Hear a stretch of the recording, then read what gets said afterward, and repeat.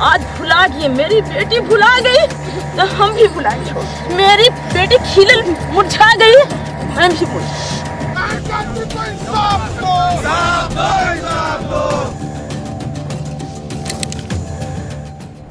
Patna NEET छात्रा case में FSL report से खलबली।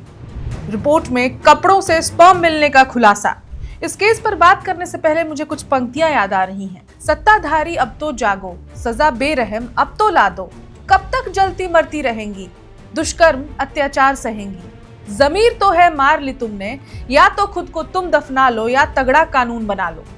जी हाँ, जिस केस में पहले दिन से ही सच्चाई दबाने की कोशिश हुई, जिस मामले में कोई यौन शोषण नहीं है कहकर सिस्टम ने खुद को पाक साफ साबित करने की जल्दबाजी दिखाई, आज उसी केस में एफएसएल रिपोर्ट ने ऐसा खुलासा किया है जिसने पूरे बिहार में ही नहीं पूरे देश में खलबली मचा दी है। पटना में नीट की तैयारी कर रही छात्रा की मौत अब सिर्फ एक संदिग्ध मौत नहीं रह गई है, ये मामला अब सीधे दुष्कर्म और सिस्टम की नाकामी की कहानी बन चुकी है।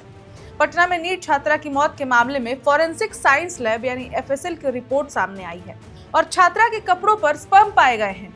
आरोपियों का क्या होगा ये तो बाद की बात है, लेकिन इस खुलासे के साथ ही सबसे बड़ा सवाल अब खड़ा हो गया है, वे अधिकारी अब कहां हैं जिन्होंने शुरुआती जांच में दावा किया था कि कोई यौन शोषण हुआ ही नहीं है और छात्रा पर ही कई तरह के इल्जाम लगाए गए थे, उसकी मौत के साथ खिलवाड़ किया गया था।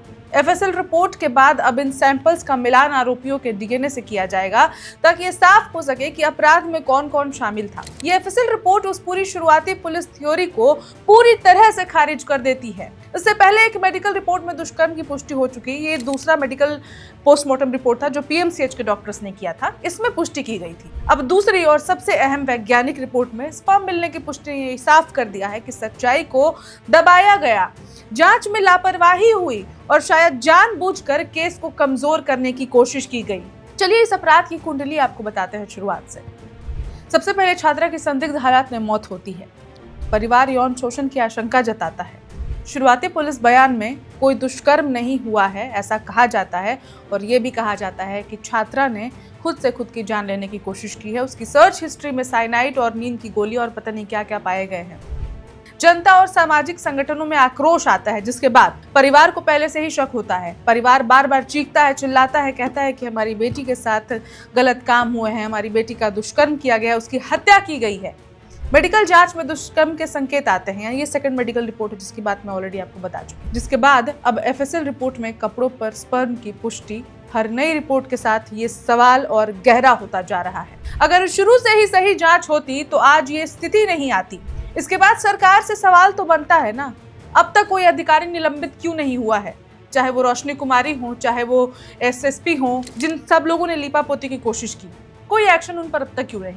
क्या उन पुलिसकर्मियों पर कार्रवाई होगी जिन्होंने प्राथमिक तथ्यों के बावजूद मामले को हल्के में लिया? अब तक एक भी सस्पेंशन नहीं, एक भी बड़ी कार्रवाई नहीं। ये चुप्पी खुद में बहुत कुछ कहती है।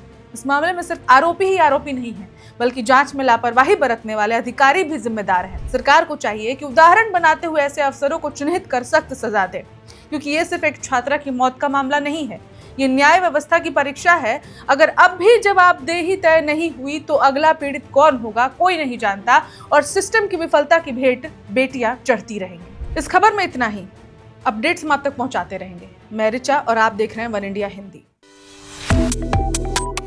Subscribe to One India and never miss an update. Download the One India app now.